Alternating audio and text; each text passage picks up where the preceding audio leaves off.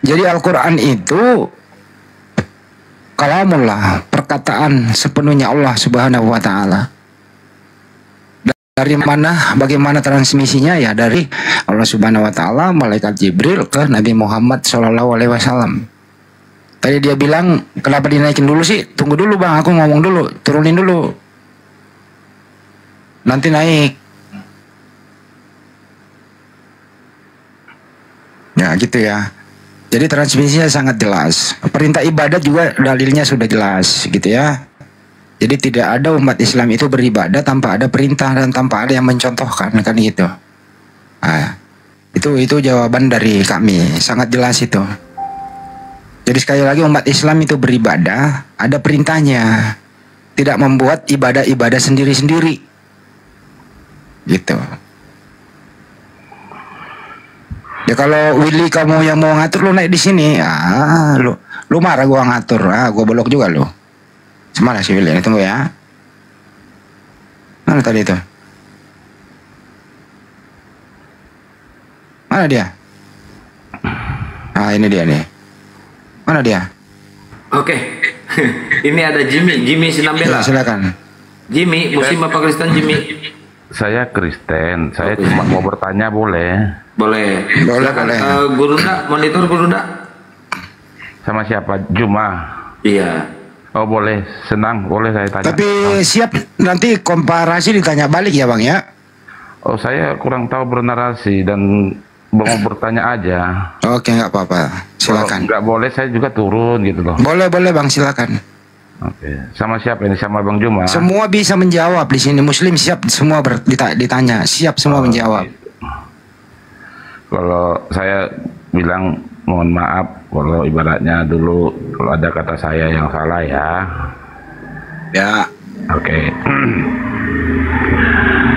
Saya mau tanya begini, satu ada dua sih yang saya mau tanyakan. Satu itu kan pernyataan Islam, Al-Quran itu kan kitab yang sempurna. Terus kalau Quran sempurna, kenapa harus ada hadis dan tafsir? Apakah ibaratnya dalam kesempurnaan itu masih kurang dijelaskan lagi atau bagaimana? Itu yang pertama. Satu-satu aja dulu bang. Oh ya, boleh. Oke, silakan Bang Juma. Ya, bismillahirrahmanirrahim. Jadi berbicara mengenai kesempurnaan Al-Quran itu justru mencakup daripada apa yang diterangkan oleh Nabi Muhammad SAW.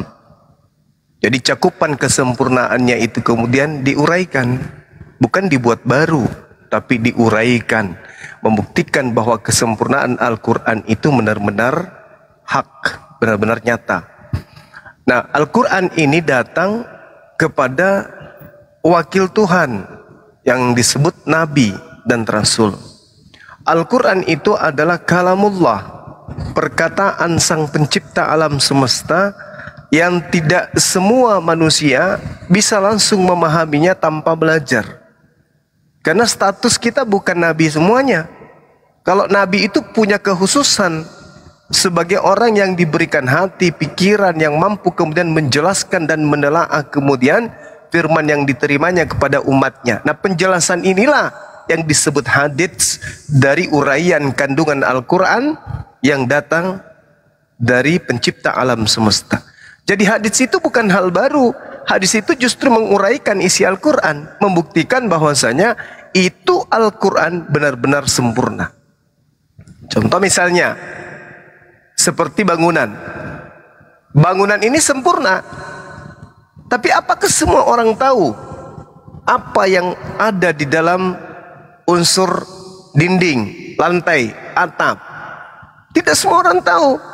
Maka yang menjelaskan itu adalah arsitektur, yang menjelaskan itu adalah tukangnya. Nah, Rasulullah Muhammad SAW menguraikan itu tadi. Dindingnya terbuat dari semen, campurannya ini, campuran airnya sepertiga, semennya sekian banyak, dan seterusnya dan seterusnya. Itulah hadits. Jadi dijelaskan kemudian yang punya kapasitas untuk menjelaskan itu. Dalilnya untuk menjelaskan itu, kapasitas legalitasnya untuk menjelaskan itu di mana? Al-Quran surah An-Nahl ayat 44. A'udzubillahi minasyaitonirrajim. Bismillahirrahmanirrahim. Bil bayyinati waz zubur wa anzala ilaika dzikr litubayyana lin-nasi ma nuzila ilaihim wa la'allahum yatafakkarun. Kamu dikasih Al-Quran untuk kau uraikan, untuk kau jelaskan, untuk kau sampaikan kepada seluruh umat manusia agar mereka memahami apa yang mereka harus lakukan di atas muka bumi itu. Itu jelas itu. Berarti Rasulullah tugasnya adalah menjelaskan, menguraikan, mentafsirkan isi Al-Quran. Dia yang menjadi perpanjangan tangan Tuhan untuk menyatakan firman Tuhan kepada umat manusia. Seperti itu, Bang.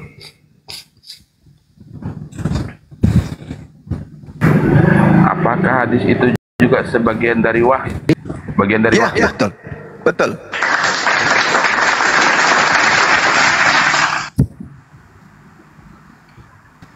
Terus kalaulah wahyu seperti yang di dalam Al-Quran itu juga wahyu dari Tuhan,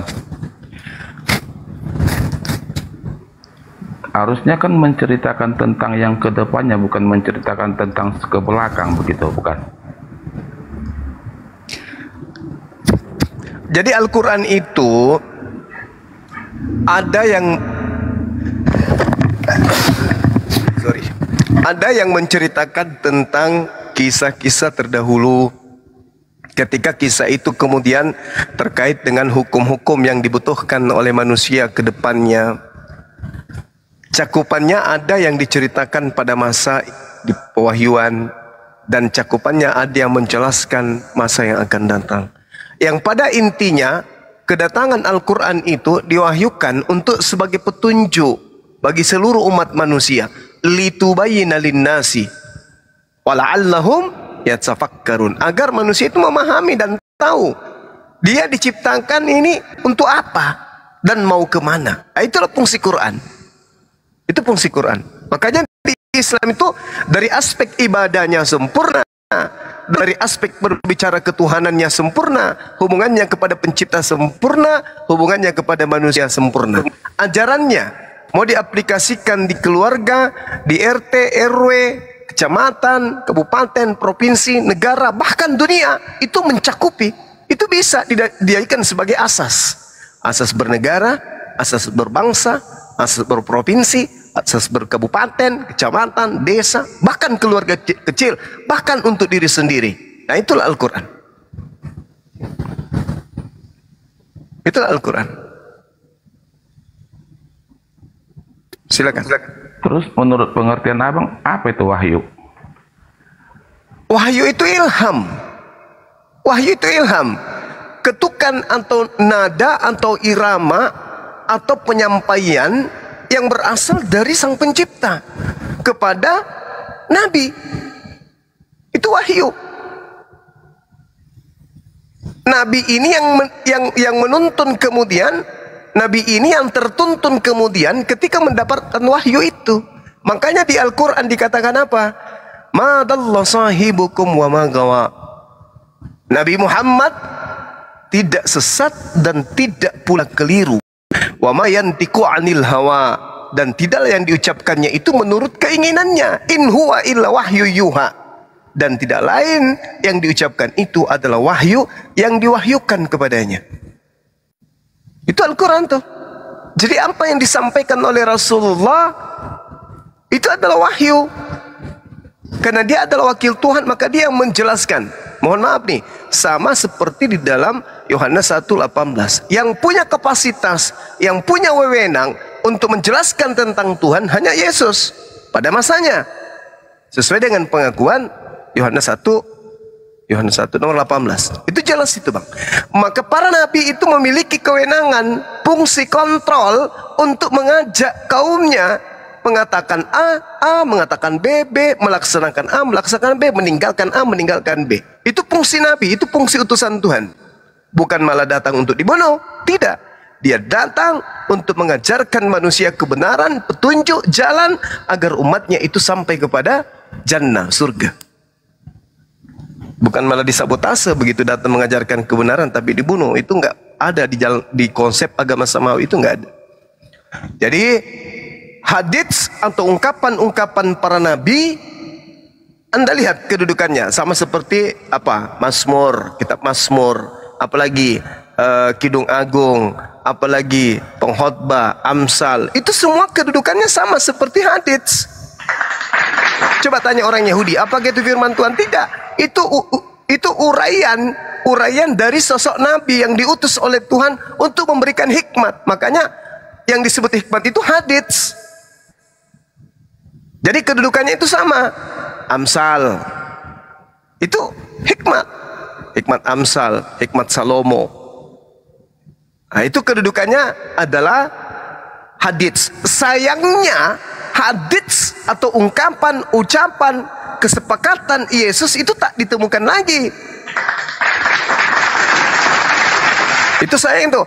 Contoh dalam Markus 1 nomor 14, Yesus ke Galilea bersama dengan Filipus. Kemudian dia memberitakan Injil kerajaan Allah. Nah, pemberitaan Yesus ini kita kehilangan arah. Kita tak ada temukan hari ini.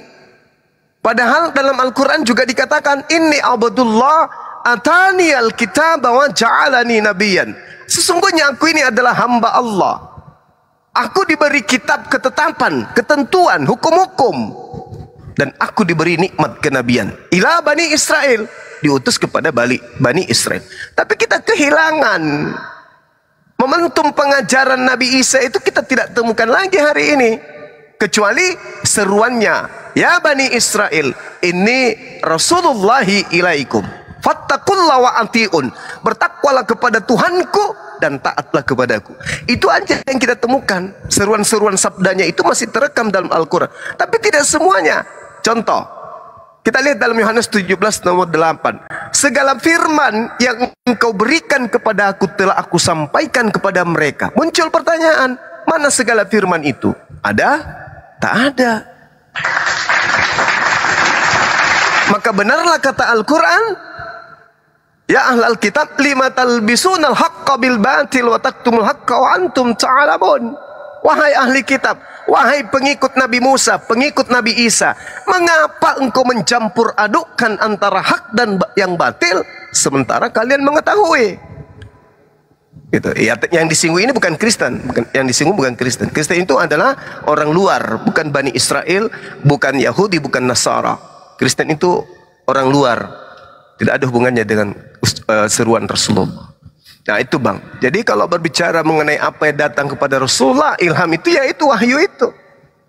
Dia punya kapasitas, dia punya wewenang untuk menyatakan satu hukum. Nah, karena dia adalah wakil Tuhan. Seperti itu. Maaf ya, saya sambil tidur ini ngantuk kali aku bah. Lanjut. Boleh masih bertanya Bang Juma? Boleh bang, sampai 1000 pertanyaan pun yang penting tak ada kata hujatan. Silakan. Ya. Saya ini sebenarnya mohon maaf ya kalau saya mendengar informasi ibaratnya gitu. Cuma yang saya dengar gini, perkataan orang benar atau tidaknya kalau saya mengucap salah, saya mohon maaf gitu. Iya, silakan. Terkait dengan ibaratnya sebelum Nabi Muhammad menerima wahyu di gua mana namanya? Gua Hira ya. Gua Hira. Nah, Ya. Dia katanya kan dicekik sama malaikat gitu ya kan? Yang kata orang itu gitu saya dengar. Jadi disuruh Nabi Muhammad ini membaca. Datang Nabi Muhammad bilang saya tidak tahu, katanya begitu. Dicekik lagi suruh baca sampai tidak tahu, katanya begitu.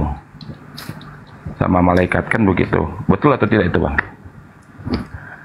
Didekap bang, didekap. Didekap itu bagaimana? Didekap itu dipeluk. Didekap itu dipeluk. Beda dengan dicekik. Kalau dicekik itu bagaimana mungkin orang dicekik habis itu disuruh ngomong. Oke lah, didekap. Iya, dia dekap. Dia hanya mengibaratkan seperti dicekik karena sesak napas gitu. Iya, didekap disuruh membaca tidak tahu. Emang betul tidak tahu atau bagaimana? Iya, Rasulullah Muhammad SAW disuruh membaca, kemudian beliau mengatakan, aku tidak bisa membaca karena memang nggak ada tulisan yang mau dibaca di situ. Nggak ada yang mau dibaca di sana, bang. Terus kenapa disuruh membaca kalau nggak ada tulisan? Nah, makanya dikatakan Iqra bismi rabbikal ladzi khalaq. Yang artinya? Bacalah dengan nama Tuhanmu yang menciptakan. Nah, gitu. Jadi diperintahkan Iqra. Saya tidak bisa membaca. Diulang sampai 3 kali. Habis itu Roh Kudusnya meminta supaya beliau ikuti bacaan itu. Iqra bismi rabbikal ladzi khalaq. Bacalah dengan menyebut nama Tuhanmu yang menciptakan. Akhirnya Rasulullah ikut. Iqra bismi rabbikal ladzi khalaq. Khalaqal insan min alaqa. Dialah Tuhanmu yang telah menciptakan manusia dari segumpal darah. Iqra, baca. Wa rabbukal akram, dengan nama Tuhanmu yang maha mulia. Allazi 'allama bil qalam, yang mengajar manusia dengan pena. 'Allamal insana ma lam ya'lam. Allah Tuhanmu mengajarkan manusia apa yang tidak diketahuinya. Seperti itu adanya. Jadi Rasulullah diminta untuk membaca, sehingga poin hikmat yang muncul di sana adalah segala sesuatu itu harus diawali dengan membaca. Maksud saya Bang Jumat, Harus dengan membaca. Iya, silakan. Yang saya maksud ini, yang saya tanyakan, yang disuruh membaca itu apa memang ada kertas yang mau dibaca atau tidak, itu loh? Enggak ada, Bang. Enggak ada. Enggak ada. Cuma Nabi Muhammad tidak tahu apa yang disuruh dibaca gitu. Ya, lalu dia diajak kemudian untuk mengikuti. Ternyata yang mau dibaca itu adalah Tuhan itu adalah yang maha menciptakan. Itu yang diminta dibaca. Maksudnya telaah, pikirkan, renungkan, ketahui, tadaburi. Dialah Allah Tuhanmu yang menciptakan. Itu yang mau dibaca. Membaca itu bukan hanya ada tulisan. Membaca dengan pikiran, membaca dengan hati, membaca dengan perasaan. Itu semua. Itu semua membaca. Maka diperintahkan kepada Rasulullah, bismi rabbikal ladzi khalaqa, dengan nama Tuhanmu yang menciptakan. Baca. Akhirnya Rasulullah mengikuti.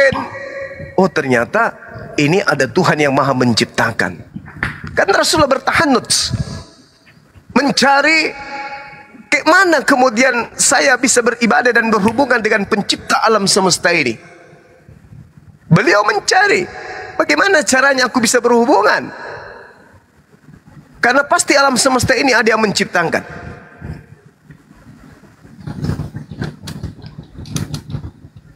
Satu pertanyaan terakhir Bang, sebelum kita akhiri ibaratnya saya bertanya ini. Ya, silakan Bang. Saya gabung pertanyaannya ini dalam satu pertanyaan, ada 2 ya Bang ya, boleh ya? Boleh. Kalau Nabi Muhammad itu Nabi, kenapa semua wahyu yang disampaikan Allah itu melalui Jibril? Itu yang pertama. Yang kedua, kata Abang tadi hadis itu adalah bagian dari wahyu. Iya kan gitu. Wahyu itu bukan perkataan Tuhan. Itu yang mau saya tanya. Terima kasih Bang Juma sudah menerima saya untuk bertanya. Baik Bang. Jadi gini, apa yang diucapkan oleh Rasulullah itu adalah wahyu. Wahyu itu dari Allah ke kalbu manusia, ke kalbu para nabi. Jika di tengahmu ada seorang nabi, maka aku Tuhan akan menyatakan diriku kepadanya dan berbicara kepadanya melalui penglihatan dan mimpi. Itu di dalam kitabnya orang Yahudi, Bilangan 12 nomor 3 atau nomor 6. Nah, sekarang di Al-Quran menyatakan apa? A'udzubillahi minasyaitonirrajim. Wa katsalika auhayna ilaika ruhan min amrina ma kunta tadri mal kitab walal iman walakin ja'alnahu nuran nahdi bi man nasha'u min ibadina wa innaka latahdi ila siratal mustaqim. Demikianlah kami wahyukan kepadamu wahai Nabi Muhammad ruh dengan perintah kami. Sebelumnya engkau tidak mengetahui apakah kitab itu dan apakah iman itu, tetapi kami jadikan Al-Quran itu cahaya. Dengan kami memberi petunjuk siapa yang kehendaki di antara hamba-hamba kami. Dan sungguh engkau benar-benar membimbing manusia kepada jalan yang lurus. Jadi Rasulullah ditugaskan untuk itu. Kemudian ayat sebelumnya Allah mengatakan apa? Wa ma kana li basharin ayyukallimahullah illa wahya aw min wara hijaban aw yursila rasulan. Tidak patut bagi seorang manusia bahwa Allah akan berbicara langsung kepadanya illa kecuali dengan perantaraan wahyu, atau dari belakang tabir, atau dengan mengutus malaikat. Jadi ada 3 cara Tuhan berinteraksi kepada nabinya. Baik itu ke Abraham, Nabi Musa, Daud, Salomo, kepada nabi-nabi. Ada 3 cara yang Tuhan gunakan. Yang pertama, boleh jadi Tuhan itu datang melalui wahyu. Apa itu? Itu tadi, membisikkan langsung ke dalam hati, ke dalam pikiran sang nabi. Yang kedua, di belakang tabir yang terjadi kepada Nabi Musa alaihissalam. Yang ketiga, mengutus malaikat yang terjadi kepada Nabi Ibrahim atau Abraham. Dan hampir ketiga poin ini itu dialami oleh baginda Rasulullah Muhammad sallallahu alaihi wasallam. Jadi tak ada nabi yang ketemu langsung dengan Tuhan, tak ada. Tak ada. Melalui perantara tabir, mengutus Roh Kudus, dan juga wahyu. Seperti itu, Bang. Boleh satu Ada terakhir. Boleh. Silakan. Sebelum saya bertanya untuk yang terakhir, saya terima kasih sama khusus Kang Santang yang memberi saya kesempatan naik untuk bertanya. Dan terima kasih sama Bang Juma atas apa yang saya tanya bisa dijawab gitu loh. Insyaallah. Apa wahyu Nabi, nubuatan Nabi Muhammad untuk kedepannya gitu loh. Kan kalau saya, menurut saya lah, agama saya gitu kan, saya nggak ibaratnya mau apa, saya mau mengetahui aja itu untuk agama Islam. Kalau saya pribadi, agama saya Kristen, nubuatan itu yang akan terjadi, misalnya gini, Yohanes itu bernubuat dia akan belum mati sebelum nubuatan yang diucapkannya itu terjadi gitu. Yang mau saya tanyakan, apa nubuatan Nabi Muhammad sebelum dia meninggal gitu? Ya, dan baik. Sudah terjadi, dan yang sudah terjadi gitu. Terima kasih Bang Juma. Mohon maaf Baik, kalau saya salah ya. Iya. Jadi kalau di dalam Al-Quran yang simple aja dulu. Di dalam surah As-Sumar, Allah Subhanahu wa Ta'ala kemudian menyatakan melalui nabinya baginda Rasulullah Muhammad sallallahu alaihi wasallam tentang nubuat keadaan manusia, bukan hanya pada zaman beliau tapi sampai pada zaman hari ini. Apa diajarkan kemudian di dalam surah Az-Zumar ayat 9, Allah Subhanahu wa Ta'ala melalui Rasulullah Muhammad sallallahu alaihi wasallam menyatakan bahwa yang bisa menerima kebenaran itu hanyalah orang yang menggunakan akal sehat. Nah, sekarang kita lihat yang menerima Al-Quran, yang menerima kebenaran dalam aspek apapun, kemudian Al-Quran mengatakan ulaika kal an'am balhum adallu ulaika humul gafilun. Jadi orang-orang yang tidak kemudian menerima Al-Quran, kata Rasulullah, mereka itu seperti hewan ternak, bahkan lebih sesat, kata Allah. Mereka itu adalah orang-orang yang lengah. Mohon maaf nih, mohon maaf. Apakah nubuatan ini berlaku? Apakah nubuatan ini terjadi? Mohon maaf nih kawan, sekali lagi saya katakan. Ketika Allah mengatakan walaqad zara'na li jahannam katsiran min jinni wal ins, dan sungguh akan aku penuhi neraka jahanam banyak dari kalangan jin dan manusia. Apa kata Allah? Lahum qulub la yafqahuna biha.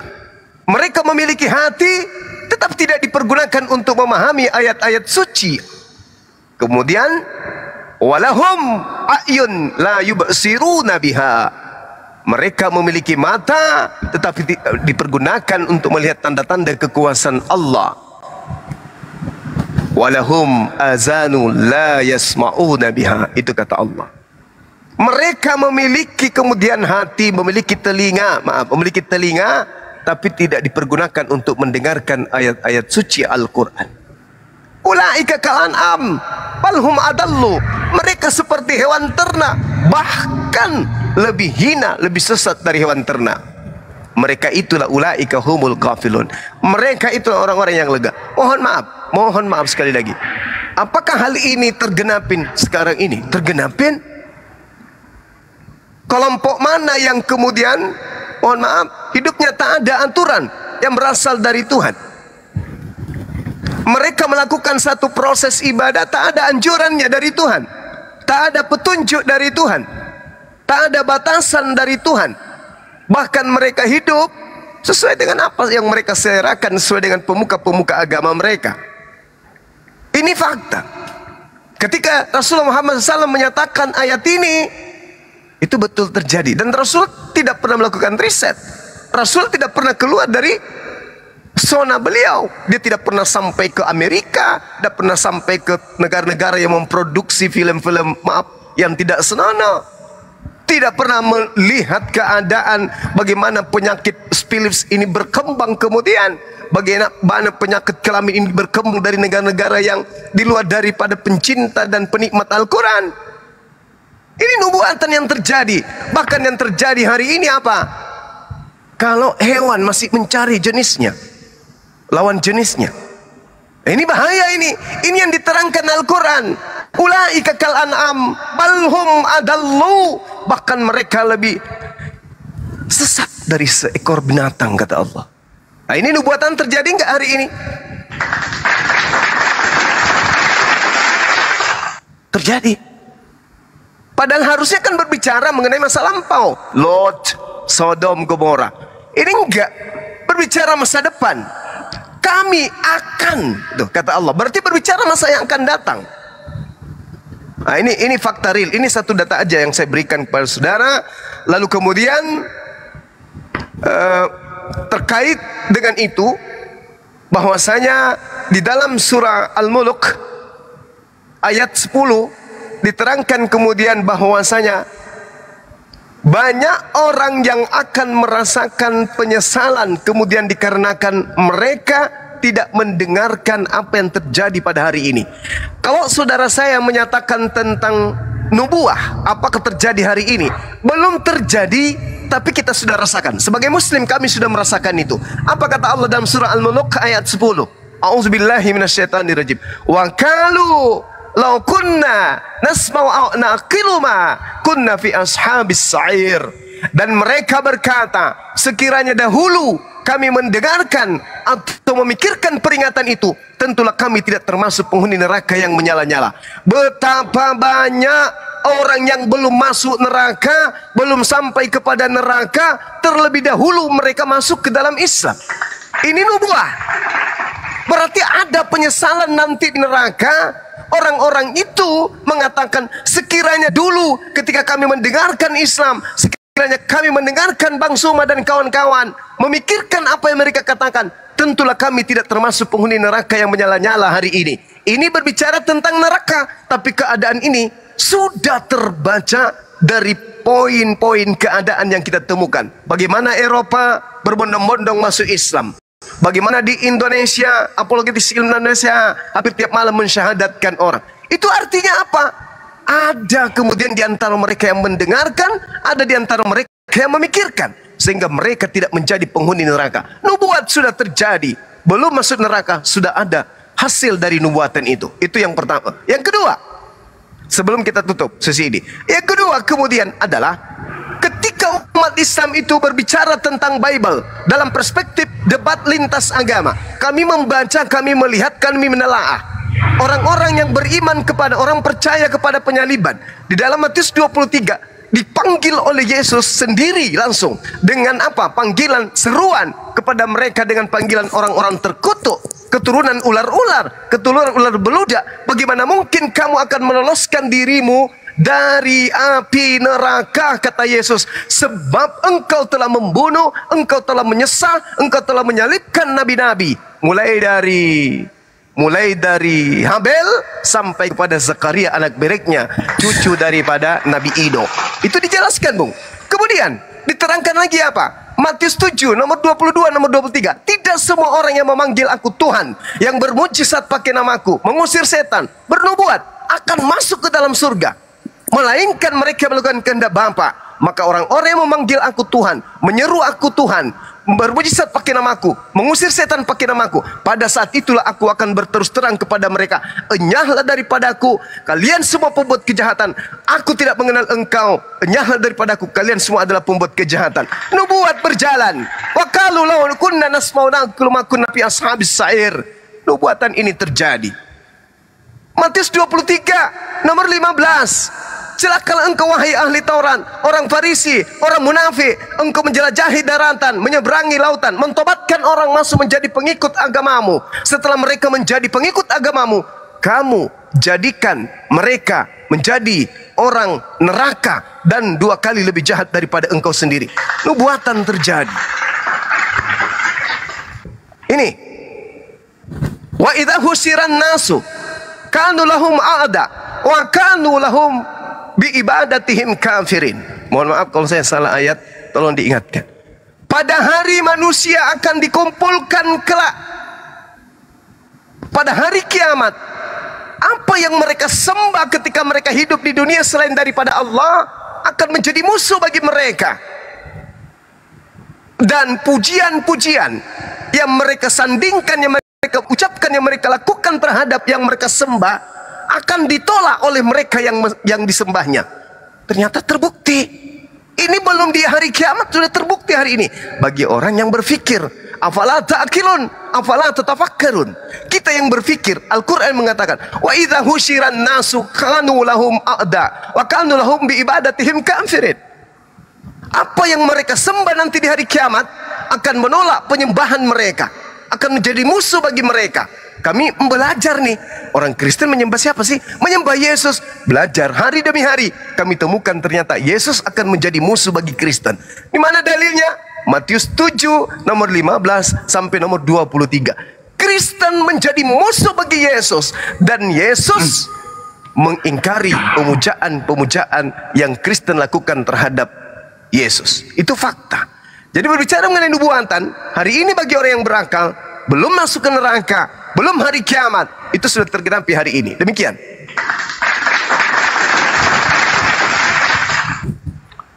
Sebenarnya saya ingin mau bertanya, tapi karena saya sudah komitmen ingin mengakhiri pertanyaan saya, ya saya sekali lagi bilang terima kasih buat Room Kang Santang, dan terima kasih Bang Juma sudah menjawab apa yang saya tanyakan.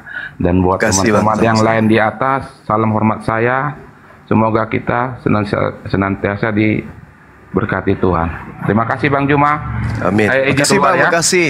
Ini yang kedua kali saya bertanya sama Bang Juma. Kalau ingat Bang Juma, ini yang kedua kali saya bertanya Bang Juma. Iya, siap. Thank you Bang Juma ya. Saya keluar ya. Terima kasih Bang.